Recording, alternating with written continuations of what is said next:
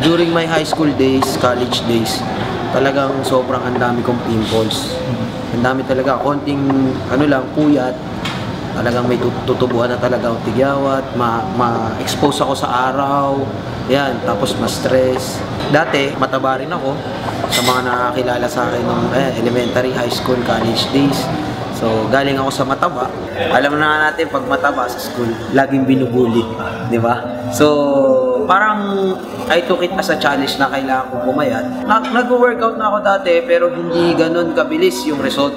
Lahat na trinay ko, lahat ng facial wash, lahat na, pati yung yellow nga, pinanghihilamos ko na minsan para mag-close yung pores, pero walang effect, wala talagang effect. At first, I try yung Kojic, kasi sabi nga yung Kojic, para yun sa mga oily ang skin, sa maraming pimples. So, trinay ko siya, naghilamos ako, nakakatuwa kasi effect niya para talagang diamond peel. 3 days lang, makikita mo, tuyo na yung pimple, gano'n na.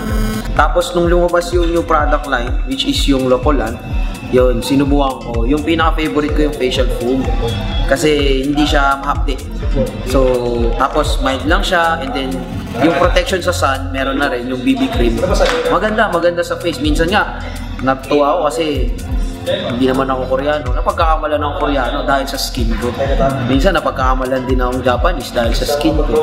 So, kasi nga, di ba, sila yung mga Asian na magaganda talaga yung skin. So, yun yung pinaka-turning point ng paggamit ko ng product. Hanggang sinubukan ko na bawat isa. Sinubukan ko yung Performax, saka yung Spirulina. Nag-workout ako na palabas ko hanggang 4-pack lang. Yun na yung sagad. Pero nung ginamit ko talaga yung products ng Royal, napakabilis. Every morning, every night, mag-iinom ako ng Performax. Nakuha ko yung 6-pack ko. Tapos yung waistline ko, hindi talaga siya bumababa ng 30. Hanggang 30 lang talaga. From 30, naging 28 na lang siya ngayon. Sa Performax naman, iniisip ng iba, para lang yun sa may partner. Okay? Actually, hindi. Kasi yung Performax, ine-enhance niya yung hormone ng pagkalalaki. Kasi kagaya natin, as we age, mga lalaki, yung testosterone production is bumababa. Okay? So, pag bumababa dyan, yan na yung medyo nahihirapan mo labanan yung stress sa pang-araw-araw.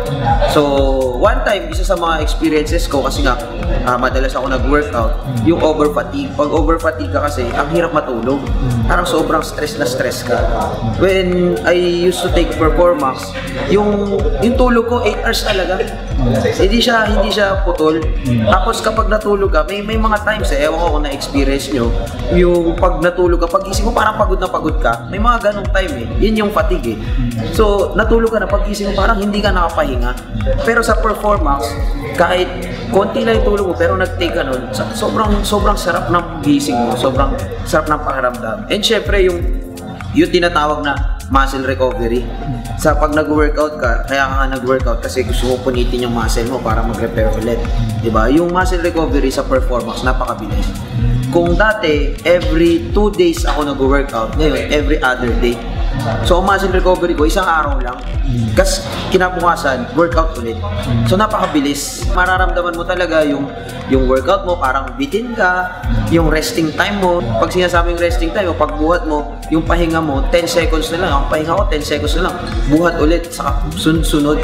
So, lumalakas talaga. Lumalakas yung heart, yung endurance mo, pati yung muscle development, mas mabilis. Marirecommend ko yung Performax para sa mga active, sa mga athletes, sa mga bodybuilders, sa mga nag-workout. Napakaganda ng Performax, sobra. Napakaganda kasi pag combine mo yung mga product. Halimbawa ako, kino-combine ko yung Performax, combine ko yung Spirulina.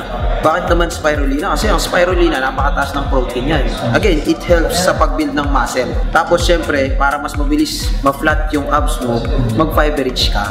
Yung fiber-rich, ang ginagawa niya, kine-cleanse niya yung colon mo. So okay lang, train hard, kain ka ng todo, pero dapat may cleansing para hindi bulky yung tiyan.